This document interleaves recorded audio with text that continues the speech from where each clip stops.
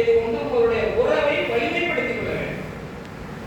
இதுதான் சங்கம் தொடங்கி வைத்ததனுடைய காரணம். அதுக்கப்புறம் நடைமுறைகளில் என்னென்ன செய்தார் அப்படிங்கிறதுலாம் விரிவாக நீங்க படிக்கலாம்.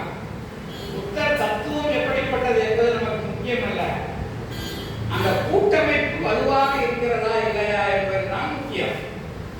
அந்த கூட்டமைப்பை கட்டமைக்கிற அதே முறையை பிற்காலத்தில் வல்லார் மிகவும் நன்றாக கணித்து சன்மார்க்க சங்கத்தை கட்டமைக்கிறார்.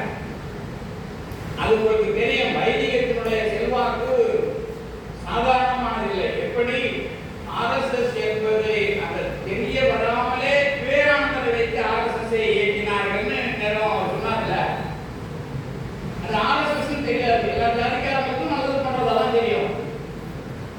ஆனால் அது மீனை போட்டு புழுவை தூண்டில் போட்டு மீனை பிடிக்கிற வித்தை என்று யாருக்கும் தெரிய வேண்டுமானால் இன்றைக்கு நமக்கு அது புரிகிறது.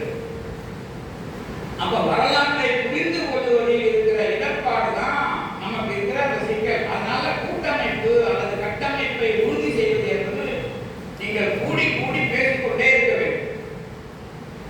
அப்படி ஒரு இடத்தை நமக்கு ஐயா பாவலர் மூலமாக அமைத்திருக்கிறார்கள். ஆனால் தொடர்ச்சியாக சிந்திப்பதற்கு நமக்கு மனம் இல்லை, நேரம் இல்லை, வாய்ப்பு இல்லை எல்லாம் சொன்னா நான் ஒத்துக்க மாட்டேன். ஏன்னா தத்துவத்தில் நாங்கள் சொல்லி கொடுக்குற முறை என்னன்னா முடியாது என்றுதான் எல்லா நேரமும் இருக்கும். அதை கடந்து முடியும் என்று செய்வதற்கு தான் நாங்கள் விடுதலை கொடுத்தோமே தவிர முடியாது அதன் போக்கில் போகிறவனுக்கு இந்த காலத்திலே விடுதலை என்பது கிடையாது.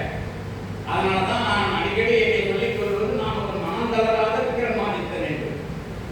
ஒரு மனம் தளராத விக்கிரமாதித்தர்களாக இருக்கிற ஒரு அடையாளம் என்பது திருநாவுக்கரசரை வைத்து நாம் பார்க்கிறோம். அதற்கு பிறகு கார்ல் மார்க்ஸை பார்க்கிறோம். அதற்கு பிறகு ராமலிங்க அடிகளாரை கார்ல் மார்க்ஸ் இணையான காலத்தில் பார்க்கிறோம். பெரியாரும் அப்படி இருந்திருக்கிறார். மூத்திரக்குடி அந்த பையோடு கூட தன்னுடைய பயணத்தை அமைத்திருக்கிறார். அப்ப இந்த மாதிரி வழியை அவர்கள் அதை அதற்குள் தங்களை இணைத்து வருத்தப்பட்டுக் கொண்டிராமல் சமூகத்திற்கான வாழ்க்கையில் நடந்து கொண்டிருந்த அந்த தன்மையை புரிந்து கொள்வதற்கு கூட தமிழர்களுக்கு இல்லாமல் போய்விட்டது என்பதுதான் மிகப்பெரிய சோகம். அப்படி இல்லை என்றால் சீமான் போன்றவர்கள் எப்படி வாழ்க்கையை பேசுவதற்கு வாய்ப்பு வந்திருக்காரு.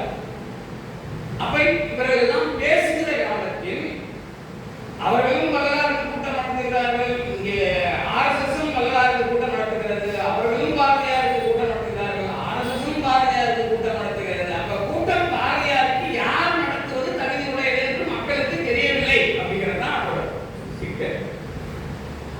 அப்ப